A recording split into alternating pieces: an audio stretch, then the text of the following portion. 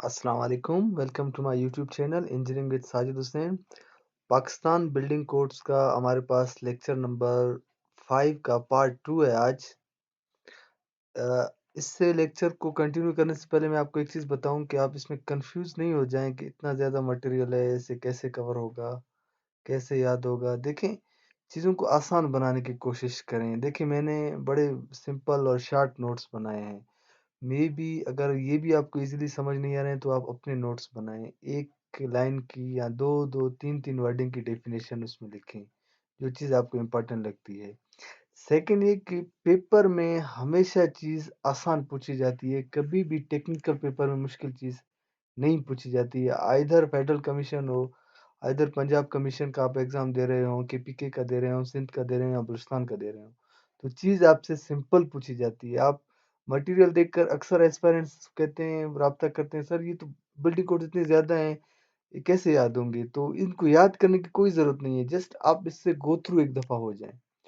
Let's continue करते हैं now अपने टॉपिक को। हुप है हमारे पास। देखें, हुप क्या है?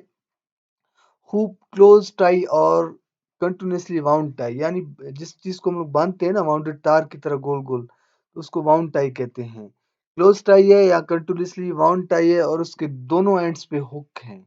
बस ये आपने याद रखना। हुप क्या है? क्लोज टाई है और उसके दोनों एंड्स पे क्या है? हुक्स हैं।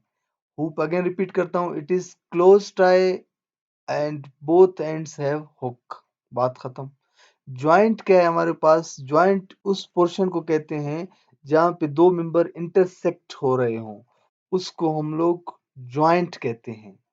प्लास्टिक हिंज रीजन, अभी देखो ये नाम से ही जाहिर है, प्लास्टिक का मतलब है इसमें डिफॉर्मेशन के चांसेस होंगे। ये हमारे पास एक लेंथ होता है, एक एरिया होता है जो कि अकर करता है, जिसमें डिजाइन डिस्प्लेसमेंट अकर करती है। अगेन प्लास्टिक हिंच रिंच क्या है? हिंच रीजन वो एरिया है जहां पे हमारे पास डिस्प्लेसमेंट अकर करती है, जो कि not less than the distance of H from critical section, जो कि क्रिटिकल सेक्शन से एच तक जो है कम नहीं होना चाहिए। Critical section is that section where the flexure yielding stress generates. इसके बाद है सेस्मिक हुक, ये आपके पेपर में भी आया हुआ है। सेस्मिक हुक क्या है? ये एक किस्म का हुक होता है जिसको क्रॉस टाई बेंड करते हैं 135 डिग्री पर, जबकि इसके जो हुप्स होते हैं वो 90 डिग्री के होते हैं। अगेन रिपीट करता हूं मैं, क्रॉस सॉरी सेस्मिक हुक में जो हमारे पास क्रॉस टाई होता है उसको बेंड करते हैं 135 डिग्री पे, जबकि उसके दोनों एंड्स पे जो हुप्स होते हैं वो होते हैं 90 डिग्री पे। ये बस आपने दो चीजें सेस्मिक हुक में याद करनी है। स्ट्रक्चरल डायफ्राग्राम्स क्या हैं? फ्लोर और जो स्लेब्स हमारे पास होते हैं जो कि इंटरनल फोर्सेस को ट्रांसफर करते हैं बाकी मेंबर्स के ऊपर। जाहिर बात है, फ्लोर अपना ट्रांसफर करता है बीम्स पे और कॉलम पे, तो ऐसे मेंबर्स को हम लोग कहते हैं स्ट्रक्चरल डायफ्राग्राम्स।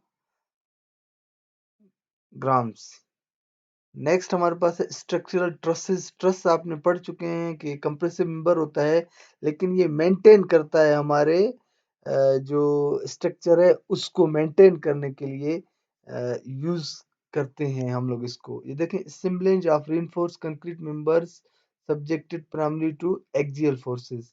एक्सियल फोर्सेस का जब भी जिक्र आएगा तो आपको जहन में आना चाहिए कि हमारे पास क्या है? ट्रस है। स्ट्रक्चरल वॉल्स हमारे पास क्या है? जैसे शेयर वॉल एक स्ट्रक्चर वॉल है। सबसे पहले मैं यहाँ से शुरू करता हूँ। ये करता क्या है? ये एक्चुअली रेजिस्टेंस पैदा करता है मूवमेंट में, शेयर में या अर्थक्वेक की मोशन में हमारे उसके सपोर्ट करता है जो मेन स्ट्रक्चर है उसको। स्ट्रट दोबारा आ गया, ये आपको पता होना चाहिए कि कंटिन्यूटी प्रोवाइड करता है। जस्ट देखिए, आपको पूरी पढ़ने की जरूरत नहीं है, जो आपके काम की चीज है बस वो आपको आने चाहिए। टाई एलिमेंट्स तो आपको पता है, ये क्या करते हैं? इनर्शिया फोर्सेस ट्रांसमिट करते हैं to prevent separation of building components. Tie का मतलब ही यही होता है कि जोड़ के रखना दो चीजों को। तो ये क्या करता है? ये प्रिवेंट करता है सेपरेशन ऑफ कंपोनेंट्स, यानी दो कंपोनेंट जहाँ पे मिल रहे होते हैं उनको सेपरेशन से ये रोकता है। जैसे वॉल्स हैं या फुटिंग्स हैं, ये हमारे पास क्या क्या एलिमेंट्स कहलाएंगे? टाई एलिमेंट्स कहलाएंगे। यहाँ पे एक नोट दिया हुआ है, strength deduction factor 0.6 for design of walls, ये आपको पता होना चाहिए। और लास्ट में strength deduction factor for joints जो है वो 0.85 है। तो ये हमारा लेक्चर नंबर 5 का पार्ट 2 आज कंप्लीट हो गया। आपको कोई भी क्वेश्चन हो इन लेक्चर्स के दरमियान, इन लेक्चर्स में आप मुझसे पूछ सकते हैं। Thank you so much. Allah हाफ़िज़।